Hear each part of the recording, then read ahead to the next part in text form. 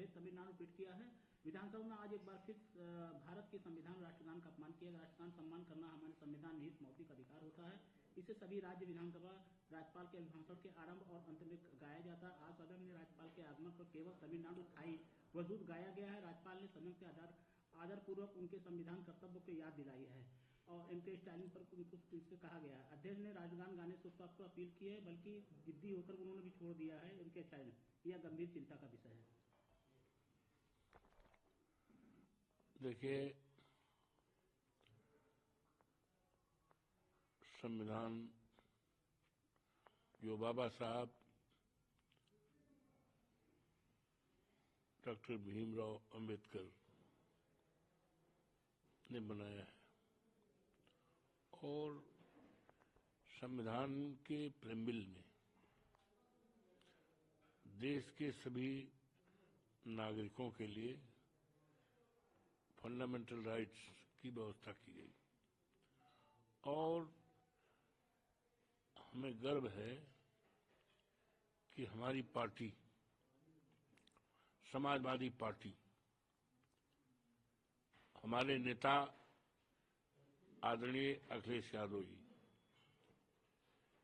लगातार संविधान को बचाने के लिए संघर्ष कर रहे हैं, लगातार संघर्ष कर रहे हैं।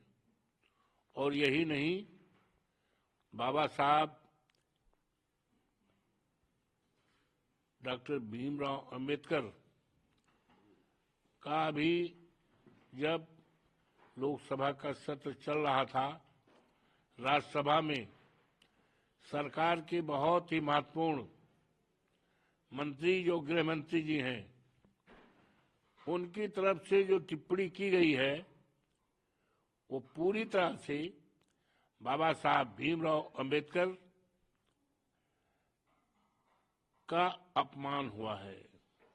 जिस अपमान को लेकर हमारी पार्टी ने विजय चौक जो है वहां से लेकर और पार्लियामेंट का जो परिसर है वहां तक बाबा साहब की मूर्ति को लेकर हमारे नेता आदरणीय डिम्पल यादव जी थी, हम थे और सारे हमारे सांसद थे। माननीय नेताजी के निर्देश पर लगातार संघर्ष किया और ये नारा दिया, बाबा साहब का ये अपमान नहीं सुनेगा, नहीं सहेगा हिंदुस्तान। और उसको लेकर हमारे नेता माननीय अखिलेश यादव जी ने पार्टी के सभी पूरे प्रदेश के लोगों को निर्देशित किया कि 21 तारीख जो बीता है पिछले दिनों में, प्रदेश के सभी जिलों में हजारों हजार की तादाद में राष्ट्रपति को, देश के महामहिम राष्ट्रपति जी को जिलाधिकारियों के माध्यम से मांग पत्र ज्ञापन दिया गया और उसमें कहा गया कि ये बाबा साहब का अपमान जो हुआ है और देश के गृह मंत्री ने किया है तो वो माफी मांगे देश के सामने, राष्ट्र के सामने। यदि माफी नहीं मांगते हैं तो महामहिम राष्ट्रपति उनको बर्खास्त करें। ये बात रखी गई थी और ये भी निश्चय किया गया था कि समाजवादी पार्टी बाबा साहब भीमराव अंबेडकर के अपमान को कभी किसी कीमत पर बर्दाश्त नहीं करेगी। उसका सर्वथा सदा पूरी तरह लड़ाई लड़ेगी, संघर्ष करेगी। तो उस रास्ते पर हम लोग उस विचारधारा से हैं। तो ये संविधान के तहत हम जैसे कार्यकर्ता जब सांसद बने तो संविधान की शपथ लिया। महामहिम राष्ट्रपति जो देश की हमारी सबसे बड़ी ताकत, सबसे बड़ा सम्मान देश का राष्ट्रपति, वो भी संविधान का शपथ लेती। उनके द्वारा नामित या उनके द्वारा आमंत्रित देश के जो प्रधानमंत्री जी होते हैं वो भी संविधान का शपथ लेते हैं, सारे लोग लेते हैं, राज्यपाल लेते हैं, यहाँ तक कि हमारे गांव सभाओं के जो प्रधान होते हैं वो भी संविधान की शपथ लेते हैं। तो संविधान का सम्मान करना हमारे सभी देशवासियों का, हम लोगों का कर्तव्य है। उसके लिए सबको बाबा साहब के सम्मान में संविधान का सम्मान करना चाहिए।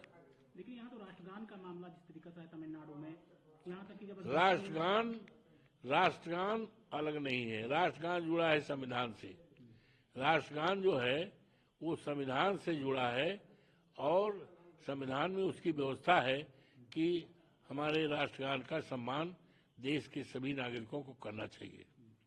जिस तरीके से पहला ये होता कि आते ही राज्यपाल महोदय के आने के पहले ही वहाँ से उठ के भी चले गए, वहाँ पर थाई घर वहाँ के वो बजाया गया बकायदा, उसको लेकर के मामला गंभीर। अब उन्होंने क्या व्यवस्था कैसे किया सारी तो समझने की बात है, लेकिन मोटे तौर पे ये मानना चाहिए कि राष्ट्रगान जो है हमारा संवैधानिक कर्तव्य है, राष्ट्रगान का सम्मान करना, संविधान का सम्मान करना हम सबका कर्तव्य है। दूसरा विषय ये, छत्तीसगढ़ के पत्रकार का दिल चीर दिया गया है। 100 जो है पोस्टमार्टम के लिए जब भेजा गया तब पता चला आरोपी गिरफ्तार है। छत्तीसगढ़ के पत्रकार मुकेश चंद्रकाकर द्वारा उजागर किए गए ठेकेदार सुरेश चंद्रकाकर को कथित तौर पर भ्रष्टाचार में लिप्त होने का आरोप में हैदराबाद में गिरफ्तार किया गया है। यह पिछले कुछ दिनों से फरार चल रहा था। पत्रकार ने खबर दिखाई थी। ये दुखद है और ये पत्रकार की हत्या नहीं है, हमारे देश की लोकतंत्र की हत्या है। किसी देश में लोकतंत्र कितना स्वतंत्र है उसका अंदाजा लगाया जा सकता है, उस देश में मीडिया कितना निष्पक्ष और स्वतंत्र है। तो ये उनकी हत्या नहीं है बल्कि इस देश की लोकतंत्र की हत्या है, जिसकी निंदा करना चाहिए। दुखद घटना है।